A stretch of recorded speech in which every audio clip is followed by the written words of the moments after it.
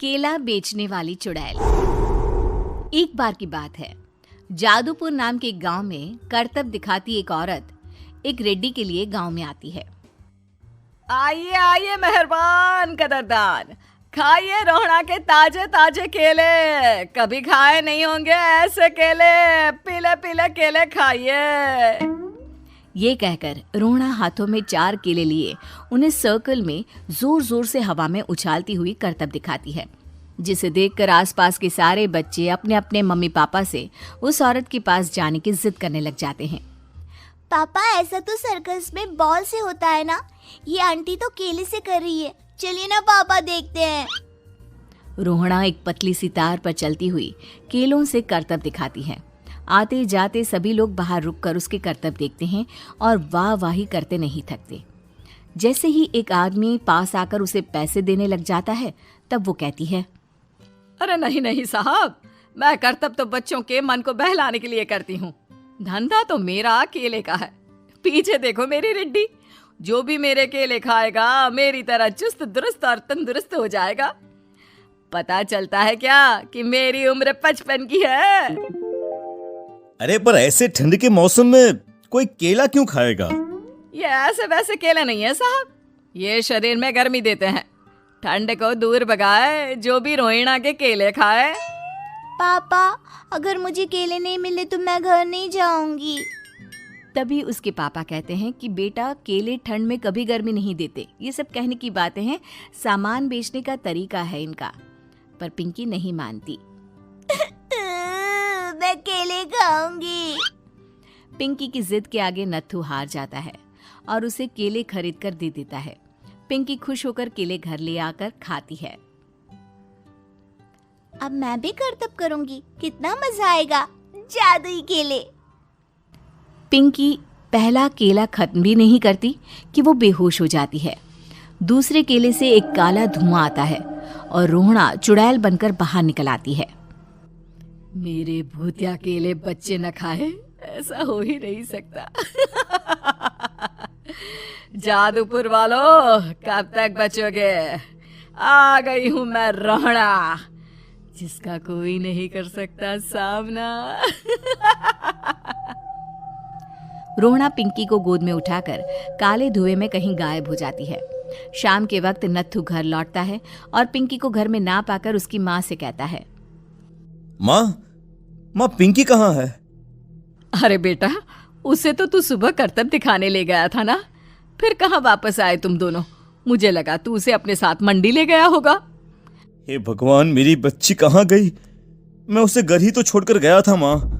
नत्थू गांव के घर कोने में अपनी बेटी को ढूंढता है, पर उसे वो कहीं नहीं मिलती। परेशान होकर आखिर रो रो कर नत्थू हिम्मत हार कर घर लौट आता है। अगली सुबह रोहड़ा फिर से करतब दिखाने आती है और इस बार पिंकी की तरह रोनी केले खरीद लेता है। 50 रुपए दिए थे पापा ने, सारे पैसों की मैंने केले खरीद लिए हैं। अब मैं भी आंटी की तरह ही करतबबाज बन जाऊंगा। यही सोचते हुए रोनी केले खाता है और पहला अकेला केला आधा खत्म भी नहीं करता कि चुड़ैल उसके सामने आ जाती है। मेरे साथ चलने का समय आ गया है रोनी। ये तो बस शुरुआत है। अब इस गांव के सारे बच्चे धीरे धीरे मेरे कब्जे में होंगे, एक बच्चा भी नहीं बचेगा। ये कहकर रोना रोनी को गोद में लेकर काले धुएं में अदृश्य हो जाती है। इसके बाद हर रोज गांव में से कोई ना कोई बच्चा गायब होता, पर ऐसा क्यों हो रहा है किसी को भी समझ में नहीं आ पा रहा था। रोज की तरह अपनी बेटी पिंकी की तलाश में नत्थू गांव के एक तालाब के पास बैठा रो रहा था। कहाँ गई मेरी पिंकी? शकुंतला के जाने के बाद एक वही तो मेरा सहारा थी। अरे उसकी आत्मा कोस रही होगी मुझे कि मैं अपनी बच्ची को संभाल भी नहीं पाया। नत्थू ये कहता हुआ रो ही रहा था कि तभी तालाब में से उसे शकुंतला की आवाज सुनाई देती है। कहाँ थी तुम शकुंतला? हमारी बच्ची और सारे गायब हुए बच्चे रोहड़ा के कब्जे में हैं। वो बच्चों को जो केले देती है उससे बच्चे बेहोश हो जाते हैं और उसके कब्जे में आ जाते हैं और वो उन्हें ले जाकर काली दुनिया में ले जाती है। पर वो ऐसा क्यों कर रही है? ये मैं नहीं जानती, पर उस दुनिया का रास्ता मैं आपको बता सकती हूँ। जहां ये नदी खत्म होती है वहां एक केले का पेड़ है, उसके नीचे एक दरवाजा है, वहीं से रास्ता जाता है उस दुनिया का। ये कहकर शकुंतला की आत्मा गायब हो जाती है। गांव के सभी लोग झुंड बनाकर उसी रास्ते से काली दुनिया में चले जाते हैं और वहां देखते हैं कि सारे बच्चे वहां काम कर रहे थे। पापा मुझे ले चलो यहाँ से। पापा पापा।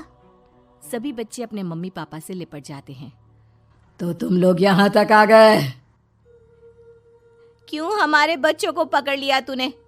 तुझे शिकार ही बनाना है तो ले, हम सब आ गए हैं, हमें खा ले। नहीं, मुझे बच्चे चाहिए। मेरे बच्चे के बदले तुम लोगों के बच्चे। क्या मतलब? मैं इसी गांव में रहने वाली एक औरत थी।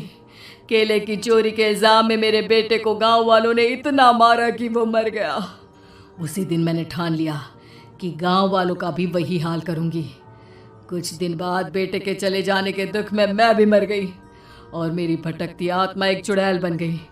और फिर मैंने बदला लिया तुम सबके बच्चे छीनकर। बर्दाश्त नहीं कर पाए ना?